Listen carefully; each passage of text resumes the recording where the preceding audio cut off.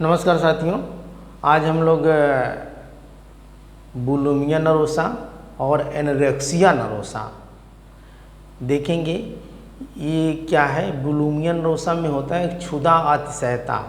क्षुधा अतिशयता मीन्स होता है कि आहार ग्रहण करने की तीव्र इच्छा।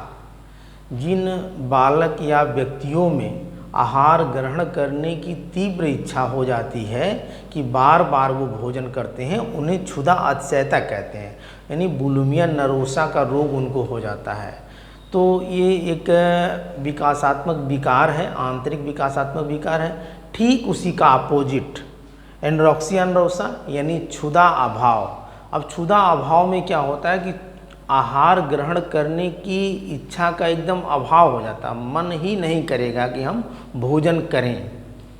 और यह मुख्य रूप से दोनों जो विकासात्मक आंतरिक विकासात्मक विकार हैं, दोनों ये जो बीमारी होती है मुख्य रूप से किशोरावस्था में, यानी 11-12 से लेकर के 18-19 वर्ष तक की जो अवस्था होती है, इस अवस्था में दोनों जो है ये विकासात्मक आंतरिक विकासात्मक विकार दिखाई देते हैं।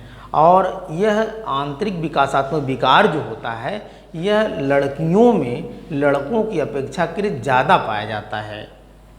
कभी कभी क्वेश्चन बनता है कि यह अधिगम निर्योग्यता। अधिगम निर्योग्यता का मतलब कि यानी लर्निंग डिसेबिलिटी, यानी कि सीखने में यानी देख करके नहीं, ऐसा नहीं है। जब किसी भी बच्ची या बच्चे के अंदर आहार ग्रहण करने की अधिक क्षमता हो जाएगी, वो बार बार आहार ग्रहण करेगा और यहाँ तक कि उसको इतना ही रहा कि यहाँ खाया चाट पकौड़े, वहाँ खाया समोसा, वहाँ खाया टिकिया, वहाँ खाया खाना खा लिया, फिर भी उसका नहीं वो होगा, जा कर के शौच करने के लिए भागेगा या उल्टी भी कर देगा, और या व्यायाम करेगा या दौड़ लेगा कि यार फिर मुझे वहाँ खाना है, तुरंत चलो फ्रेश हो लूँ।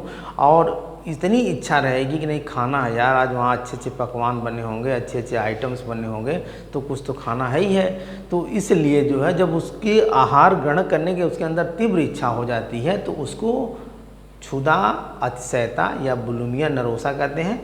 इसको आप देखेंगे, ये विकासात्मक आंतरिक विकार है, आहार ग्रहण करने का विकार है, क्योंकि आहार ग्रहण की तीव्र इच्छा बढ़ जाती है। अधिगम निर्योग्यता नहीं है, किशोरावस्था में परिलक्षित होती है, लड़कों की अपेक्षा लड़कियों में अधिक होती है। ये भी दो प्रकार के, purging bulimia, non purging bulimia.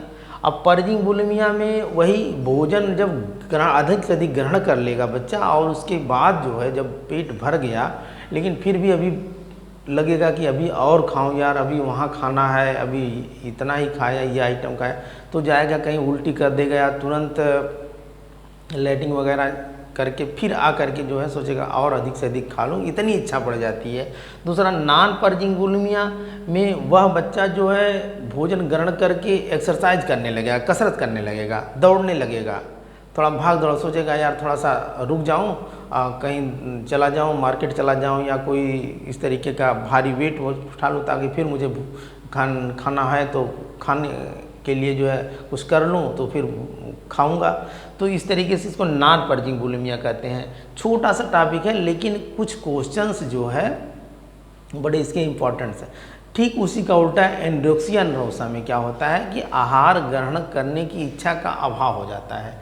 अब सेम देखेंगे कि दोनों अलग ही आंतरिक विकासात्मक विकार, आपका ASD ऑटिज्म स्पेक्ट्रम डिसऑर्डर भी था, जो आपका एक तरीके से व्यवहार में परिवर्तन हो जाता है बच्चों में, वो बाल्यावस्था में दिखाई देता है। समाज में एडजस्ट नहीं कर पाते बच्चे, संप्रेषण कम्युनिकेशन अच्छा नहीं हो पाता उन बच्चों का। तो ये लेकिन ये जो आपका क्षुधा अतिशयता और क्षुधा अभाव, ये दोनों किशोरावस्था में दिखाई देते हैं। और इसमें क्या होता है कि बच्चे को भूख ही नहीं लगेगी। यह भी जो है एनोरेक्सिया नरोसा लड़कों की अपेक्षा लड़कियों में अधिक पाया जाता है। दोनों ही लक्षण जो बुलिमिया नरोसा और एनोरेक्सिया नरोसा दोनों ही लड़कियों में अधिक पाए जाते हैं। आप देखें कुछ लड़कियां एकदम दुबली पतली होती हैं, उनसे कहा जाता है कि अरे कुछ खाया पिया करो, वो कहेंगे नहीं ठीक हूँ मैं, कोई दिक्कत नहीं है। आजकल तो एक ट्रेंड भी बन गया है लड़के लड़कियों को 6 पैक बनाने के चक्कर में या जिम एक्सरसाइज करने के स्मार्ट दिखने के लिए खाना नहीं खाएंगे, डाइट पे अधिक से अधिक रहेंगे कि मोटा ना हो जाओ, ना तो शरीर ज़्यादा उम्र का लगेगा। चाहे औरतों में ये ज़्यादा ये है कि भाई एकदम स्लिम फिट बनी रहूं ताकि मुझे एज का ही उनके सबसे ज़्यादा औरतें क्रोधित कब होती हैं, अगर उनकी एज कोई पूछे तो ज़्यादा वो जो है फील करती हैं कि नहीं इस तरीके की। तो ये कहीं ना कहीं ये चीज़ें हैं उनके अंदर। तो दूसरी चीज़ है कि इसमें बस भाई छुप छुप के जैसे खाना दे दिए उनके मम्मी या कहीं भी, तो उसको थोड़ा सा खाएंगे और छुप के ले जाके गिरा देंगे। इसके लक्षण और भी हैं कि हाथ और पैरों की अंगुलियों में लाल धब्बे हो जाते हैं। ऐसे जो रोग होते हैं एनोरेक्सिया नरोसा में, उनको ठंड भी अधिक से अधिक लगती है।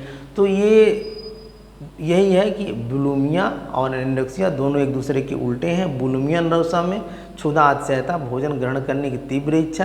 एनोरेक्सिया नरोसा में भोजन ग्रहण करने की एकदम इच्छा खत्म हो जाती है, बहुत ज़बरदस्ती करने में थोड़ा बहुत खाएंगे, दुबले पतले ही रहेंगे लेकिन वो जो है खाना नहीं खाएंगे, और दोनों किशोरावस्था में दिखाई देती। अब देखें आपकी जो 5 अवस्थाएं होती हैं, मुख्य रूप से तो 4 ही हैं लेकिन 5 अवस्थाएं में एक होती है गर्भावस्था जो यानी जन्म से पूर्व। दूसरी फिर है आपकी शैशवावस्था।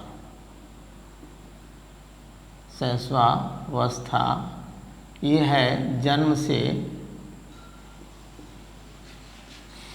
5 वर्ष, 5 या 6 वर्ष, तो इसको। और फिर उसके बाद बाल्यावस्था है, ये 6 वर्ष से लेकर के 11 वर्ष या कहीं कहीं 12 वर्ष भी आपको मिलेगा। दूसरी किशोरावस्था है, ये आपकी 11 या 12 से लेकर के 18 या 19 वर्ष तक की होती है। और इसी अवस्था में ये दोनों लक्षण दिखाई देते हैं। इसके बाद होती है प्रौढ़ावस्था में क्या होता है कि ये 18 या 19 से अधिक की जो अवस्था होती है तो उसको प्रौढ़ावस्था कहते हैं। तो ये जो किशोरावस्था में ये आपके दोनों लक्षण दिखाई देते हैं, लड़कियों में लड़कों की अपेक्षा अधिक होते हैं। इसे आप देख लेंगे। आज के लिए इतना ही, धन्यवाद।